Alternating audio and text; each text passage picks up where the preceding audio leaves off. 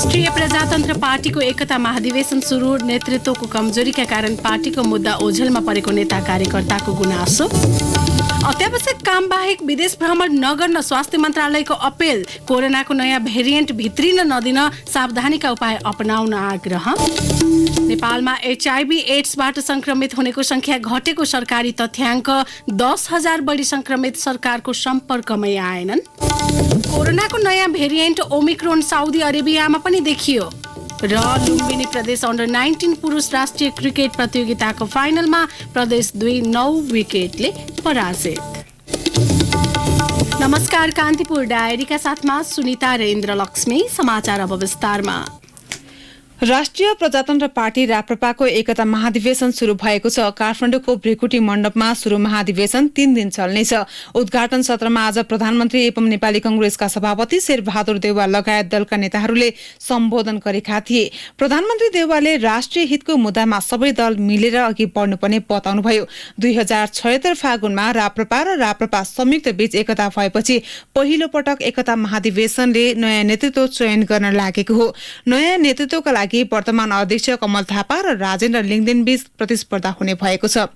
महाधिवेशनबाट पदाधिकारीमा अध्यक्ष, 1 महिला सहित 3 उपाध्यक्ष, 1 महिला सहित 3 महामन्त्री चयन गर्ने गरी विधान संशोधनको तयारी राप्रपाले गरेको छ।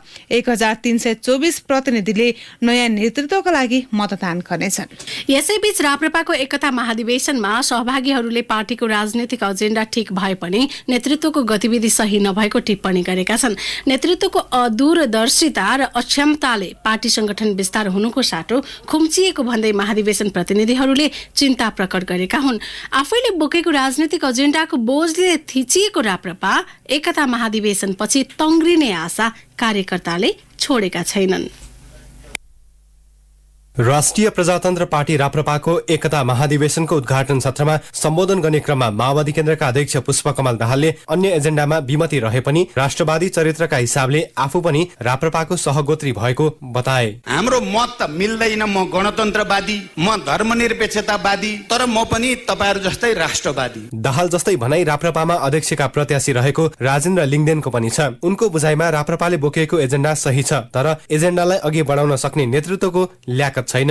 हिन्दू राष्ट्र र राष्ट्र संस्थाको पक्षमा मानिसहरू सडकमा हजारौंको संख्यामा निस्किराखेका छन्, तर राष्ट्रिय प्रजातन्त्र पार्टी कहाँ छ? यो महाधिवेशनको सन्दर्भमा यसो चलमलाएदेखि बाहेक बेपत्ता अवस्थामा छ। यो चोटिको एकीकरणको यो 2 वर्ष झन राष्ट्रिय प्रजातन्त्र पार्टी पूर्ण रूपले गतिविधि शून्य भयो। राष्ट्रिय राजनीतिबाट बेपत्ता जस्तो अवस्थामा रहेको छ। हुन पनि संविधान सभामा दह्रो उपस्थिति जनाउने क्रममा राप्रपाले धर्मनिरपेक्षता, एकल शासन प्रणाली र राजतन्त्रको वकालत गरेको थियो। यिनै मुद्दाको बलमा राप्रपा उति बेला संविधान सभाको चौथो ठूलो शक्ति थियो, तर अहिले आफ्नै रागले चाउरिएको मरिच जस्तो हालत छ राप्रपाको। 5 थरका महाधिवेशन प्रतिनिधि सगुन सुन्दर लावती। हैन, पार्टीले उठाएको मुद्दा त अब व्यापक भएको छ।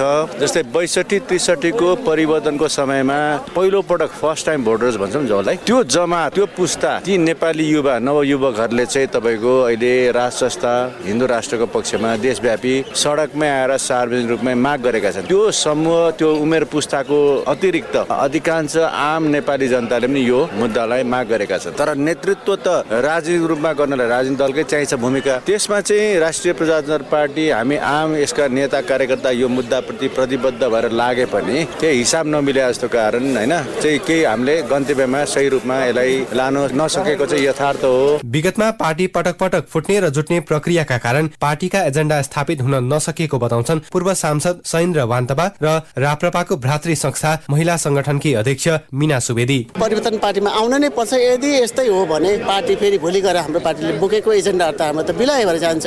यो बिलाइ हुनु हुँदैन। हामीले बोकेको एजेन्डा जे अडि थियो त्यही नै हो। हामी त्यसमा अडिएर अहिले नयाँ परिवर्तन आउनुपर्छ, नयाँ नेतृत्व आउनुपर्छ र पार्टीको एजेन्डालाई हामी स्थापित गर्नै पर्छ। स्थापित होइन, यसलाई विचलित हुन दिँदैनौँ हामी। पार्टी फुट्ने जुट्ने पनि भयो, त्यो एउटा कारण हो भने अर्को चाहिँ अब सामूहिक नेतृत्व भयो। सामूहिक नेतृत्वले झन् राम्रो गर्ला, पार्टीलाई, हाम्रो एजेन्डालाई समुदाय पार्टीलाई राम्रो गर्ला भनेको त्यो झन् त्यति गर्न सकेको देखिएन र हाम्रो मुद्दा यत्रो वर्ष भइसक्यो उठाएको गणतन्त्र आएको नि देशमा यत्रो 15 वर्ष भइसक्यो त्यो स्थापित भएन। एउटै विचारधारा भएका पार्टी फुट्ने र जुट्ने प्रक्रियाका कारण पार्टी कमजोर भएकाले पार्टीले उठाएका मुद्दा ओझेलमा परेको बताउँछन् रूपन्देहीका ईश्वरी घिमिरे। जनताले अब बल्ल हिन्दू राष्ट्र राष्ट्रमा चाहियो छ भन्ने जनताले बुझ्दैछन् र अलिकता के भने पर हाम्रो पनि पार्टीको कमजोरी हो नेताहरूको एउटै विचारधारा भएका पार्टी फुट्ने कहिले टुट्ने पदको लागि त्यस कारणले हाम्रो ओझेलमा परेको। हाम्रो त एजेन्डा राम्रो छ त हाम्रो विश्वले सनातन हिन्दू राष्ट्र एकमात्र नेपाल भनेको देश नेपालमा धर्मस्थ गरायो। अर्को कुरो राज संस्था भनेको के भने एकताको प्रतीक हो। राज संस्थाका धेरै इतिहास छन् यहाँ। पृथ्वी शाहले साना साना टुक्री पुगेका राज्यलाई एकीकरण गर्नु हो। त्यसपछि राजा त्रिभुवनबाट जनताका छोराछोरीले पढ्ने शिक्षा हासिल गर्ने कलेजहरू थिएनन् र त्रिचन्द्र कलेजको स्थापना गरिबक्सियो। त्यसपछि गएर महेन्द्रले आफ्नै देशबाट आफ्नो देशमा जाने बाटा थिएनन् महेन्द्र राजमार्गहरू स्थापना गरिबक्सियो। राजाहरूका इतिहास छन् त्यही भएर राज संस्था चाहिन्छ। यहाँ राज संस्था पूर्ण अधिकार सहितको होइन हामीले प्रजातान्त्रिक तरिकाको राज संस्था चाहिन्छ संवैधानिक राजतन्त्र। विगतका कमी कमजोरीलाई आत्मसात गर्दै पार्टीका एजेन्डालाई अगाडि बढाउनेतर्फ अबको नेतृत्वले ध्यान दिनुपर्ने सुझाउँछन् झापाका शंकर प्रसाद रिजाल। राष्ट्रिय प्रजातन्त्र पार्टीको यो ऐतिहासिक अधिवेशन पनि हो जसले अब राप्रपा कसरी रहने यसरी नै लारे गरेर देशका 5औं 6औं 10औं पार्टी भएर बसिरहने अनि हामी महाधिवेशन आउने जाने खेल खेलाडो मात्रै गरिरहने हो या साँच्चै हामीले हाम्रा गुमेका ऐतिहासिक दायित्वहरू जसलाई निर्वाह गर्न हामी राष्ट्रिय प्रजातन्त्र पार्टी नभएर आन्दोलनको रूपमा स्थापित हुँदै आएको अवस्थालाई कायम गरेर ती ऐतिहासिक गुमेका दायित्वहरू निर्वाह गराउने खालको नेतृत्व चयन गर्ने भन्ने यो ऐतिहासिक महाधिवेशनले मलाई विश्वास लाग्छ। मुलुकमा संघीय लोकतान्त्रिक गणतन्त्र घोषणा भएको आधा दशक बितिसक्यो। संविधान विपरीत हुने गरी राप्रपाले उठाएको मुद्दामै समर्थन जनाउनेहरूको संख्या पनि उत्तिकै छ। अझ मुख्य राजनैतिक दलमा समेत राप्रपाले उठाएको 3 मध्ये एक न एक मुद्दा लिएर अघि बढ्नुपर्ने आवाज मसिनै भए पनि उठिरहेकै छ। मुलुकमा वैकल्पिक राजनीतिक शक्तिको रूपमा स्थापित गर्ने राप्रपाको चाहनामा यिनै कुराहरू सहायक छन्। छैनन् त केवल यी शक्तिलाई संगठित गर्ने इच्छा शक्ति र अघि बढ्ने नेतृत्वको चाहना। रेडियो कान्तिपुरका लागि सूरज राजथला, काठमाडौँ। स्वास्थ्य तथा जनसंख्या मन्त्रालयले अत्यावश्यक काम बाहेक विदेश भ्रमण नगर्न अपील गरेको छ। मन्त्रालयका सहप्रवक्ता समीर कुमार अधिकारीद्वारा आज जारी विज्ञप्तिमा अति संक्रामक भनिएको ओमिक्रोन भेरिएन्टले सबै उमेर समूहका व्यक्तिमा असर गर्ने देखिएकाले नेपाल भित्रन नदिन स्वास्थ्य सावधानी अपनाउन आग्रह गरिएको हो। मन्त्रालयले सम्भावित स्वास्थ्य जोखिम कम गर्न आफूलाई पाएक पर्ने स्वास्थ्य संस्थामा गई खोप लगाएर खोप अभियानमा सहयोग गर्न पनि सबैलाई आग्रह गरेको छ। विश्व स्वास्थ्य संगठनले ओमिक्रोन भेरिएन्टलाई विश्वव्यापी भेरिएन्ट अफ कन्सर्न भनी घोषणा गरेको छ। अफ्रिकाबाट शुरू भएको ओमिक्रोन भेरिएन्टबाट बच्न विश्वका विभिन्न देशहरूले स्वास्थ्य सुरक्षामा कडाई गरेका छन्। पछिल्लो समय निगरानी र परीक्षणको दायरालाई फराकिलो बनाइएको मन्त्रालयले जनाएको छ। यसैबीच पछिल्लो 24 घण्टामा नेपालमा 316 जनामा कोरोना भाइरस संक्रमण पुष्टि भएको छ। 12,727 जनामा गरिएको परीक्षणमा सो संख्यामा संक्रमण पुष्टि भएको स्वास्थ्य तथा जनसंख्या मन्त्रालयले जनाएको छ। यस्तै गत 24 घण्टामा 259 जना संक्रमण मुक्त भएका छन्। सोही अवधिमा थप 3 जनाको मृत्यु भएको छ। नेपालमा हाल 6,954 जना सक्रिय संक्रमित छन्। पछिल्लो 24 घण्टाको अवधिमा 2,27,584 जनाले कोरोना विरुद्धको खोप लगाएका छन्। कान्तिपुर डायरीमा अब ब्रेकको पालो। ब्रेकपछि कान्तिपुर डायरीमा अब कान्तिपुर सविस्तार। कान्तिपुर सविस्तार। महामारीकै समयमा पनि एचआईभी वा एड्सका संक्रमितहरूले नेपालमा नियमित औषधिको सेवन गर्ने गरेको पाइएको छ। हाल नेपालमा एचआईभी संक्रमण दर 1% भन्दा कम रहे पनि लक्षित समूहको संक्रमण दर 5% रहेको राष्ट्रिय एड्स तथा यौन रोग नियन्त्रण केन्द्रले जनाएको छ। ती मध्ये 69% एआरभी भनिने उपचार पद्धतिको सहयोगमा जीवनयापन गरिरहेका छन्। एचआईभी र एड्सको उपचार पद्धतिको प्रयोगले हाल नेपालमा 20,883 जनाले सामान्य जीवनयापन गरिरहेका छन्। सरकारी अग्रसरतामा सञ्चालित सो कार्यक्रमबाट संक्रमितहरूले निशुल्क औषधि सेवनको सुविधा पाउँछन्। स्वास्थ्य तथा जनसंख्या मन्त्रालयको सहयोगमा राष्ट्रिय एड्स तथा यौन रोग नियन्त्रण केन्द्रले सञ्चालन गरेको कार्यक्रमबाट नेपालका कुल 30,300 संक्रमित मध्ये 69% लाभान्वित छन्। सरकारद्वारा सञ्चालित कार्यक्रमबारे जानकारी दिँदै राष्ट्रिय एड्स तथा यौन रोग नियन्त्रण केन्द्रका वरिष्ठ स्वास्थ्य अधिकृत लोकराज पाण्डे।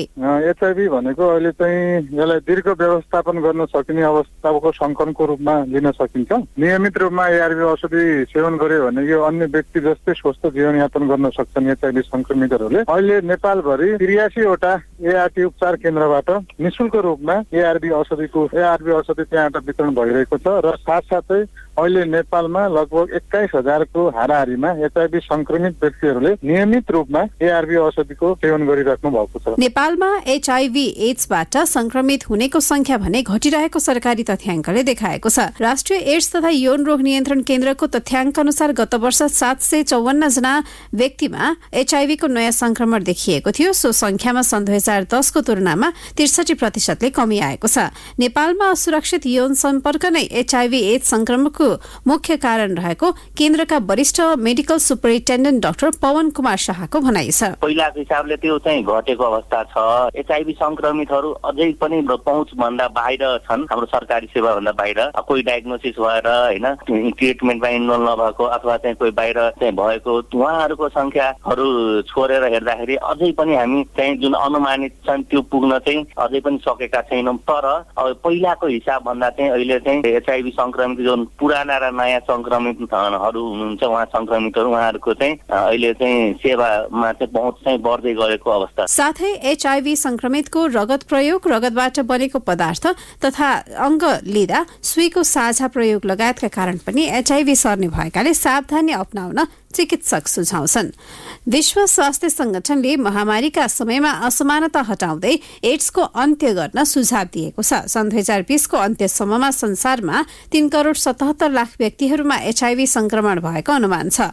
डब्ल्युएचओले महामारीका समय विभिन्न बहानामा एचआईभीका कारण कुनै पनि असमानता अन्त्यका लागि आह्वान गरेको विश्व स्वास्थ्य संगठनको नेपाल स्थित कार्यालयका प्रमुख राजेश सम्भाज राव पाण्डेवले बताउनुभयो। COVID-19 pandemic, along with spiraling social crisis, exacerbates inequities and disruptions to essential services, making the lives of key populations and many people living with HIV more challenging. We have set ambitious goal of 95% diagnosed among all people living with HIV, 95% on antiretroviral therapy among diagnosed, and 95% virally suppressed among treated by 2030. Meeting the 95-95-95 targets necessitates accelerated efforts to ensure that those in need have access to essential HIV services. HIV संक्रमण भइसकेपछि आफ्नो जीवन सामान्य रूपमा यापन गरिरहे पनि स्वास्थ्य महामारीले निकै मारमा परेको संक्रमितहरू बताउँछन्। यद्यपि सरकारी संयन्त्र महामारीका समयमा पनि एआरभी कार्यक्रमको निरन्तरतामा जुटिरहेको छ। तर अझै पनि 10,000 भन्दा बढी संक्रमित सरकारी सम्पर्कमा नआएकाले उनीहरू एआरभी कार्यक्रमको लाभबाट विमुख छन्। सरकारले एचआईभी संक्रमितको उपचार उपलब्धता बारे जानकारी गराउँदै कार्यक्रमलाई व्यापक बनाउन आवश्यक देखिएको छ। रेडियो कान्तिपुरका लागि दिवा भट्टराई। कान्तिपुर सविस्तार।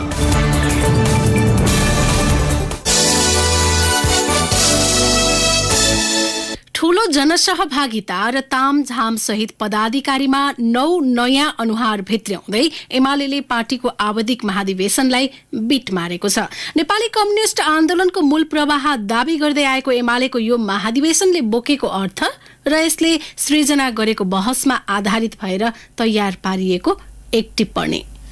संविधान सभाबाट 2072 सालमा संविधान जारी भएपछि नेपाली राजनीतिका शक्तिशाली पात्रको रूपमा उदाएका केपी ओली लगातार दोस्रो पटक ठूलो कम्युनिस्ट पार्टीको अध्यक्ष भएका छन्। पार्टी विभाजनको मार खेपेको केही महिनापछि आयोजित महाधिवेशनमा पार्टीभित्रका सबै पक्षलाई समेटेर नयाँ टिम बनाउन ओलीले निकै ठूलो कसरत गर्नु परेको थियो। आफ्नै समूहका नेताहरूको पदीय आकांक्षा तथा 10 बुँदे सहमतिका पक्षधर नेता र पूर्व माओवादी नेता समेटेर आफ्नो नेतृत्वमा केन्द्रीय कमिटी बनाउन सफल ओलीका लागि सबैभन्दा बढी बिजाउने भनेको यो पटक उनले अंगीकार गराएको निर्वाचन पद्धति हो। एमाले अध्यक्ष ओलीले सर्वसम्मति गर्ने भन्दै निर्वाचनमा आफूसहित पदाधिकारी र केन्द्रीय कमिटी चयनका लागि अपनाएको विधि आन्तरिक लोकतन्त्रको खिलाफमा भएको भन्दै आलोचना र बहस भइरहेका छन्। भलै नेता भीम रावल, घनश्याम भूषाल, भीम आचार्य र टंक कार्की लगायतले प्रतिस्पर्धा गरेर एमाले भित्र लोकतान्त्रिक पद्धति जोगाएका छन्। महाधिवेशन प्रतिनिधि चयनदेखि नै आफ्नो वर्चस्व बनाएका ओलीले महाधिवेशनको 2 दिन आफ्नै समूहका नेताहरूको व्यवस्थापनका लागि ठूलै रस्साकस्सीको सामना गर्नु पर्यो। आफू निकट भनेका नेताहरूको संसदीय व्यवस्थापन गर्न त्यति अप्ठ्यारो पर्छ भनेर ओलीले सायदै महाधिवेशन अघि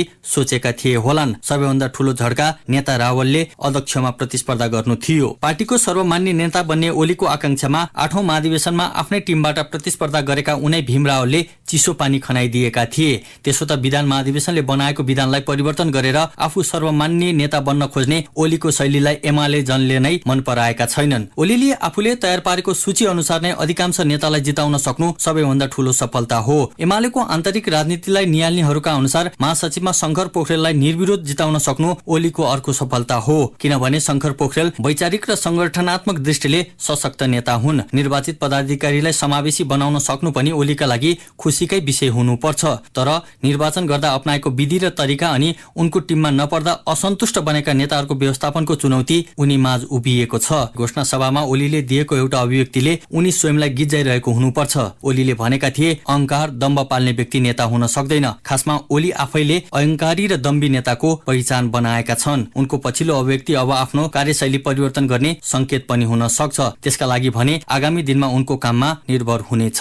त्यस्तै महाधिवेशन पछि पदाधिकारी र केन्द्रीय सदस्य बीचको नयाँ समीकरणले एमालेको आन्तरिक राजनीतिलाई प्रभावित पार्न सक्छ। अहिले ओलीको रोजाइमा पर्न नसकेका र निर्वाचन हारेका नेताहरू बीच बन्न सक्ने समीकरण उनका लागि चुनौती बन्ने देखिन्छ। पार्टीको अन्तर्विरोध साम्य गर्दै राष्ट्रिय राजनीतिमा आफ्नो वर्चस्व देखाउनु ओलीका लागि चुनौतीपूर्ण मानिएको छ। सत्तारूढ 5 दलीय गठबन्धनको मुकाबिला गर्दै फेरि सत्तामा फर्किनका लागि उनले ठूलै मेहनत गर्नुपर्नेछ। पार्टीभित्रै सर्वस्वीकार्य हुन नसकेका ओलीका लागि राष्ट्रिय राजनीति त्यति सहज देखिँदैन, किनकि पार्टीभित्र र बाहिर उनको लोकप्रियता पहिला भन्दा निकै खस्किँदै गएको विश्लेषण भइरहेका छन्। रेडियो कान्तिपुरका लागि अनिल बोगटी। प्रदेश अधिवेशनका लागि नेपाली कंग्रेसका वरिष्ठ नेता रामचन्द्र पौडेल समूहले सहमतिमा नाम टुङ्गो लगाउन सम्बन्धित प्रदेशका केन्द्रीय सदस्यहरूलाई जिम्मा दिएको छ। महाराजगञ्ज स्थित महामन्त्री डाक्टर शशाङ्क कोइरालाको निवासमा आज बसेको बैठकले आफ्नो समूहबाट साझा उम्मेद्वारी दिने निर्णय पनि गरेको छ। बैठकले गरेको निर्णयबारे जानकारी दिँदै कंग्रेस नेता अर्जुन नरसिंह केसी महामन्त्रीको निवासमा बसेको मिटिङमा सैद्धान्तिक रूपबाट विभिन्न प्रदेशमा प्रदेश पदाधिकारी लडाउने हो त्यो बारेमा छलफल गर्यौं प्रारम्भिक रूपबाट र सकेसम्म हाम्रा साथीहरू इच्छुक साथीहरूको बीचमा सहमति सिर्जना गर्ने भएन भने अन्तिम निर्णय चाहिँ त्यो प्रदेशको हाम्रा सहकर्मी केन्द्रीय सदस्य साथीहरू जो छन् उनीहरूले नै अन्तिम निर्णय गर्ने भन्ने ढङ्ग हो सहमति गरेर उठ्यौं। पार्टीको चाहिँ सर्वसम्मतमा हुन्छ कि अथवा चाहिँ वरिष्ठ नेता खेमाको उम्मेदवारी? पार्टीको सर्वसम्मतमा हुने स्थिति त अब देखेन। हामीहरूको अब यो सुधारवादी समूहको साथीहरूको बीचको सहमतिबाट त्यसको अन्तिम निराकरण गर्ने भएन भने त्यो प्रदेशमा हाम्रो केन्द्रीय कार्य समितिमा जति साथीहरू छन् उहाँहरूले बसेर टुङ्ग्याउने। अहिले चाहिँ जो नेताहरूलाई जिम्मा दिएछ उम्मेदवार टुङ्ग्याउने त्यहाँबाट भएन भने मात्रै केन्द्रीय सदस्यहरूमा जाने हो त्यसो भए होइन? केन्द्रीय सदस्यहरूले नै कोअर्डिनेसन गरेर त्यसलाई टुङ्ग्याउने। बैठकले प्रदेश 1 मा संयोजन गर्न बलबहादुर केसी, महेश आचार्य, डाक्टर मिनेन्द्र रिजाल, डाक्टर शेखर कोइराला, सरिता प्रसाई र गुरुराज घिमिरेलाई जिम्मा दिएको छ। प्रदेश 2 मा साझा उम्मेद्वारको नाम तय गर्ने जिम्मा कोषाध्यक्ष सीतादेवी यादव, रामकृष्ण यादव र किरण यादवलाई दिएको छ। बागमती प्रदेशमा आफ्ना तर्फका उम्मेद्वार चयनको जिम्मा पूर्व महामन्त्री प्रकाश मान सिंह, डाक्टर रामशरण महत, अर्जुन नरसिंह केसी र गगन थापाले पाउनु भएको छ। वरिष्ठ नेता रामचन्द्र पौडेल, महामन्त्री डाक्टर शशाङ्क कोइराला, दिलबहादुर खर्ती, कमला पन्त, जीवन परियारलाई गण्डकी प्रदेशको र लुम्बिनी प्रदेशको जिम्मा दीपक गिरी र चन्द्र भण्डारीलाई दिएको छ। कर्णाली प्रदेशबाट हृदय राम थानी र सुदूरपश्चिम प्रदेशबाट दिलेन्द्र बहादुर बडु र बद्री पाण्डेलाई प्रदेश स्तरीय उम्मेद्वारी तय गर्ने जिम्मेवार दिएको छ। कंग्रेसको प्रदेश स्तरीय अधिवेशन पर्सिबाट शुरू हुँदैछ। सोही प्रायोजनका लागि भोलि मतदाताको नामावली प्रकाशन गर्ने कार्यक्रम रहेको छ।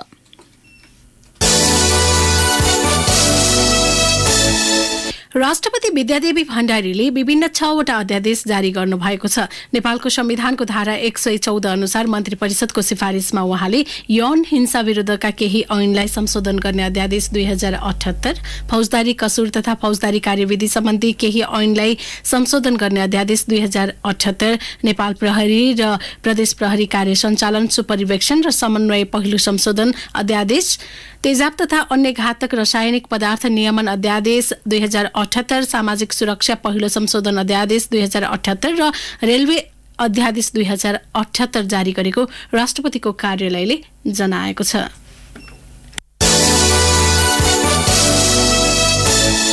कोरोना संक्रमित भएर अस्पताल भर्ना भएका प्रधान न्यायाधीश सोलेन्द्र शमशेर जबराले संविधान अनुसार जिम्मेवारी हस्तान्तरण नगरेको भन्दै नेपाल बार एसोसिएसनले आपत्ति जनाएको छ। बार महासचिव लीलामणि पौडेलले आज एक विज्ञप्ति जारी गरी प्रधान न्यायाधीश जबराले संविधान अनुसार वरिष्ठतम न्यायाधीशलाई कायम मुकायम जिम्मेवारी दिनुपर्ने बताउनु भएको छ। सोमबार साँझदेखि प्रधान न्यायाधीश जबरा काठमाडौँको बलम्बु स्थित एपीएफ अस्पतालमा भर्ना हुनु भएको छ। हिजो उहाँले अस्पतालबाटै पेशी तोक्नु भएको थियो। अस्पतालबाट पेशी तोक्ने प्रधान न्यायाधीश जबराको कदमप्रति नेपाल बारले आपत्ति जनाएको छ।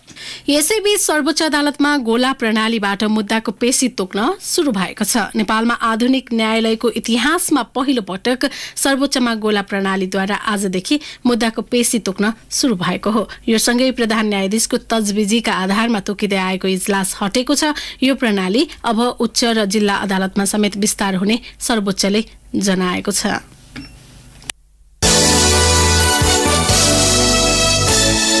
कोरोना भाइरसको नयाँ भेरिएन्टका कारण नेपाल भारत बीचको व्यावसायिक उडान फेरि अनिश्चित भएको छ। नेपाल र भारत बीच कायम भएको सीमित मात्रै उडान गर्ने एयर बबलको अवधारणा हटाउने विषय फेरि अनिश्चित बनेको हो। दक्षिण अफ्रिकामा देखिएको कोरोना भाइरसको नयाँ स्वरूप ओमिक्रोनका कारण भारत एयर बबल हटाउने आफ्नो पूर्व निर्णयबाट पछि हटेको छ। कोभिडका कारण विगत एक वर्षदेखि दुई देशबीच काठमाडौँ र दिल्लीबीच दुई देशको राष्ट्रिय ध्वजावाहक विमानले मात्रै निश्चित संख्यामा उडानको अनुमति पाएको छ। निजी क्षेत्रका विमान कम्पनीहरूले व्यावसायिक उडान गर्न पाएका छैनन्। कोभिडको असर कम भएसँगै भारतले आगामी डिसेम्बर 15 देखि एयर बबल हटाउने निर्णय गर्दै सबै विमान कम्पनीहरूलाई व्यावसायिक उडानको तयारी गर्न अनुमति दिएको थियो। तर सो अनुमति दिएको एक साता पनि नपुग्दै आज अर्को सूचना नभएसम्मका लागि व्यावसायिक उडान गर्न नमिल्ने सर्कुलर जारी गरेको छ।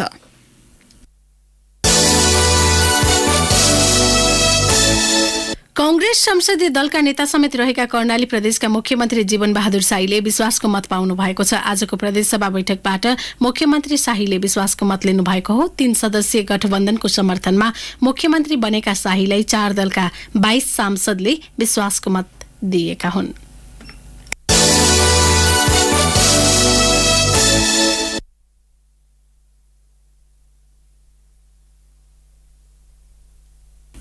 कान्तिपुर डायरीमा अब संखुवासभा डायरीको पालो। संखुवासभा डायरीमा दिपेन्द्र साक्यको नमस्कार। संखुवासभा र सोलुखुम्बुमा फैलिएको मकालु वन राष्ट्रिय निकुञ्ज क्षेत्रभित्र टहरा निर्माण हुन थालेपछि विरोध भएको छ। मेरापिक हिमालको आधार शिविर र उच्च शिविर क्षेत्रमा स्थानीय होटल व्यवसायीले टहरा निर्माण गरेका हुन्। पर्यटन ऐन विपरीत टहरा निर्माण गरिएको भन्दै स्वतन्त्र पर्यटन श्रमिक संघले विरोध जनाएको हो। जिल्ला अस्पतालमा पहिलो पटक आइसियु, भेन्टिलेटर, हात जोड्ने लगायतका 5 वटा विशेषज्ञ सेवा थप भएपछि स्थानीयवासीमा खुसियाली छाएको छ। जिल्ला अस्पतालका प्रशासन प्रमुख दिपेश श्रेष्ठले सरकारी अस्पताललाई गरिबको अस्पताल र नमुना अस्पताल बनाउन लागि परेको बताउनुभयो। जिल्ला अस्पतालमा पहिलो पटक विशेषज्ञ सेवा सहितको सघन उपचार सेवा सुरु भएपछि स्थानीयवासीले धेरै पैसा खर्चेर अन्यत्र जानुपर्ने बाध्यता हट्दै गएको प्रशासन प्रमुख श्रेष्ठको भनाइ छ। घरेलु तथा साना उद्योग कार्यालयले जिल्लाका उत्कृष्ट 5 साना उद्योगीलाई सम्मान गरेको छ। तिलक जुत्ता तथा चप्पल उद्योग खाँदबारी, जडीबुटी बोयर बाख्रा फर्म नुनढाकी, एभरेस्ट अर्ग्यानिक तथा पशुपालन फर्म खाँदबारी, लोहाकोट बहुद्देश्य कृषि तथा पशु फर्म चैनपुर र एसपीएस अल्लो तथा सुती उद्योग खाँदबारी सम्मानित भएका हुन्। संखुवासभामा निर्माणाधीन 8 मेगावाटको माथिल्लो हेमा खोला जलविद्युत आयोजनाबाट विद्युत उत्पादन सुरु गर्न 1 महिना लाग्ने भएको छ। आयोजनाको अन्तिम चरणको काम सम्पन्न भइसकेकाले आयोजनाको विद्युत पुसदेखि मात्रै राष्ट्रिय प्रसारण प्रणालीमा जोडिन लागेको हो। कम्पनीका अनुसार बाँकी सबै काम सम्पन्न गरी संरचना तथा उपकरणको परीक्षण गरेर विद्युत उत्पादन सुरु गरिने भएको छ। हवस् त संखुवासभा डायरी आजलाई यति नै। दिपेन्द्र साक्की बिदा माग्छु। नमस्कार। कान्तिपुर डायरीमा पुनः ब्रेकको पालो। ब्रेकपछि अब आर्थिक प्रसङ्ग। नियम अनुसार बाहिर निकासी नगरेको भन्दै आन्तरिक निकासीमा उद्योगलाई रोक लगाइएपछि भैरवा स्थित विशेष आर्थिक क्षेत्र सेज प्राधिकरण र उद्योग बीच विवाद भएको छ। भैरवा सेजमा सञ्चालित शक्ति मिनरल्सको आन्तरिक निकासीमा प्राधिकरणले रोकेपछि विवाद चर्किएको हो। सेज ऐन अनुसार सेजमा सञ्चालित उद्योगले 60% बाहिरी मुलुकमा निकासी गर्नुपर्छ। आन्तरिक बजारमा 40%सम्म बिक्री गर्न पाउने प्रावधान छ। अब अन्तर्राष्ट्रिय प्रसङ्ग। कोरोना भाइरसको नयाँ भेरिएन्ट ओमिक्रोन मध्यपूर्वी मुलुकमा पनि देखिन थालेको छ। साउदी अरेबियाले आफ्नो मुलुकमा पनि ओमिक्रोन फेला परेको पुष्टि गरेको हो। त्यहाँका अधिकारीहरूका अनुसार संक्रमितको कन्ट्र्याक्ट ट्रेसिङमा परेका सबैजनालाई क्वारेन्टिनमा राखिएको छ। अफ्रिकाबाट सुरु भएको कोरोनाको नयाँ भेरिएन्ट 14 भन्दा धेरै देशमा पुगेको छ। विश्व स्वास्थ्य संगठनले यो ओमिक्रोन भेरिएन्टले जोखिमपूर्ण अवस्था निम्त्याउन सक्ने भन्दै सचेत रहन सबै देशलाई अपील गरेको छ। यसैबीच फ्रान्सले दक्षिण अफ्रिकासँगको आगामी शनिबार हवाई यात्रा केही समयका लागि स्थगित गर्ने निर्णय गरेको छ।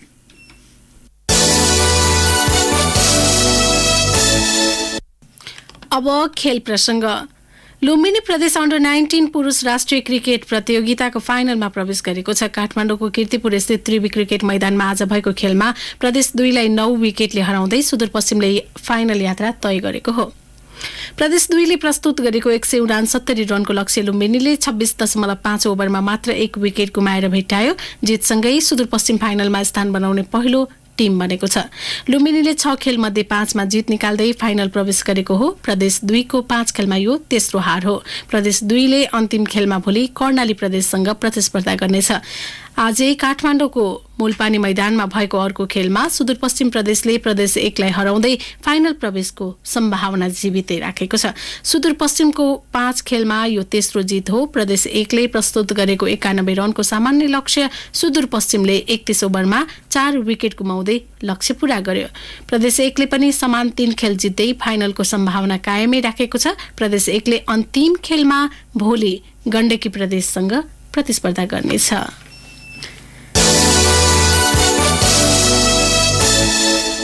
हवस् यिनै प्रसङ्गसँगै कान्तिपुर डायरीका आजका हाम्रा सम्पूर्ण बुलेटिन यही सकिएका छन्। भोलि बिहान 6:30 बजे नियमित बुलेटिनका साथमा उपस्थित हुनेछौँ। तबसम्मलाई सुनिता र इन्द्रलक्ष्मी बिदा हुन्छौँ। नमस्कार, शुभरात्रि।